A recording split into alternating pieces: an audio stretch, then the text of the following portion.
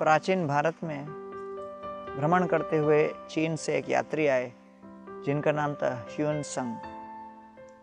अपने भारत भर के भ्रमण के विषय में विस्तृत वृत्तांत उन्होंने लिखा है, जिससे पता पड़ता है कि उस समय भारत में वैदिक सभ्यता संस्कृति का कैसा प्रचुर प्रभाव था।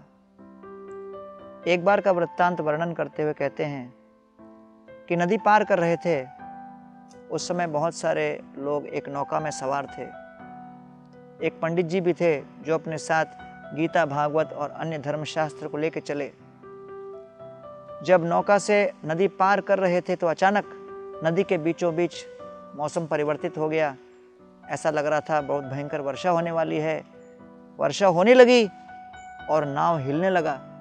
नदी के पानी में बहुत बड़ा वेग आ गया। नाविक ने कह दिया कि अगर हमको दूसरी पार सुरक्षित पहुंचना हो तो हमें अपने इस नौके के वजन को कम करना होगा। तो मैं सुझाव देता हूं कि पंडित जी के इतने सारे धर्म ग्रंथ हैं जो बड़े वजनदार हैं, इनको उठाकर नदी में फेंक दिया जाए। तो तुरंत वहां पर खड़े हुए सारे नौजवान ने मिलकर कहा, नहीं, ये हमारे धर्म ग्रंथ हैं, ये हमारे लिए पूजनीय हैं। किसी भी अवस्था में हम इनको यहां से छूटने नहीं देंगे। हम अनुमति नहीं देते कि इनको फेंक दिया जाए। हम निवेदन करते हैं कि हम एक एक करके छलांग लगाएंगे और हम तैर कर बचे ना बचें, हम अपना जीवन न्योछावर करने के लिए तैयार हैं, लेकिन इन धर्म ग्रंथों का संरक्षण होना चाहिए। ये सुनकर ह्यून संग बड़े प्रभावित हुए कि इन सब युवाओं के अंदर इन ग्रंथों के प्रति इतनी श्रद्धा, इतनी आस्था थी। वो उनको कोई किताब नहीं, वास्तव में जीवित व्यक्ति मान रहे थे जो हमें दिशा दे, सूर्य के प्रकाश की भांति हमारे जीवन के अंधकार को दूर करे। नाविक के हृदय में भी प्रभाव पड़ा। वो भी सोचने लगा, कुछ प्रतीक्षा करके देखते हैं कहीं मौसम सुधरता है क्या। और भगवान की कृपा से मौसम सुधर गया और नौका दूसरी ओर पहुंच गए। सब सुरक्षित वहां पहुंच गए।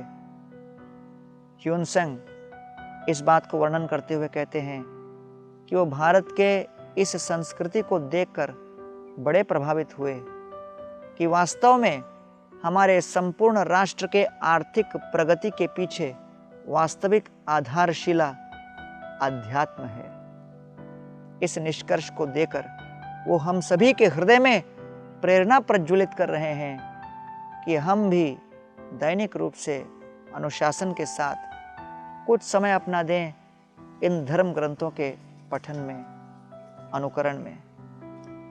शृण्वत श्रद्धया नित्यं गृणतश्च स्वचेष्टितं कालेन नाति दीर्घेन भगवान विशते हृदि।